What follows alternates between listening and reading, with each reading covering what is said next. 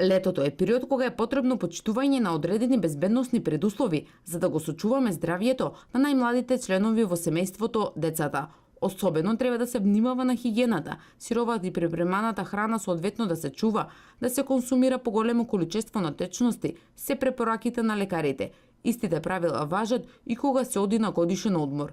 Многу е битно кога родителите отидат на одмор, каде ќе се оди, на кој начин, дали е тоа климатизирано, дали се задоволени сите услови за удобноста на детето за да може да се припрема соодветно храната, за да може детето соодветно да се третира. Ако се дечињата помали, ако зборуваме за доенчиња до година дена или нешто над годината, во тој случај најдобро е кога се оди настрана да се носи храна која е конзервирана, која е фабрички произведена и која производителот гарантира стабилност на храната во одредени услови, например чување во фрижидер или на одредена температура. И заради тоа секогаш препорачувам комерцијални препарати во смисол кашички, сокови кои се готови и кои можат да се даваат чувани секако во одредени услови.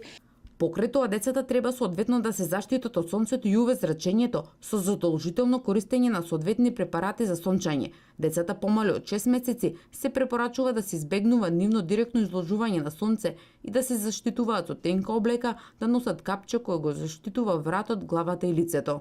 Оние прошетки за децата да бидат во утринските часови, кога е се уште посвежо и кога се уште не е толку многу топло. Некаде дока е 9 сатот, 8-9 сатот или пак после покасното навечер после 17 часот, бидејќи во тој период е секако посвежо, да се децата чуваат соодветно. Сега во премногу климатизирани соби секогаш тоа ме прашуваат и родителите дали климата е соодветна, секако доколку температурата која се одржува во внатрешноста на просторијата е соодветна. Добро е да се користи климатизирани простори за децата, а излегувањето на свеж воздух да се резервира за покасните вечерни часови. Високите температури исто така се причина за цревни инфекции кај децата. Еден од основните показатели дека може да се работи за цревна инфекција е диареја, како и повраќање и покачена телесна температура.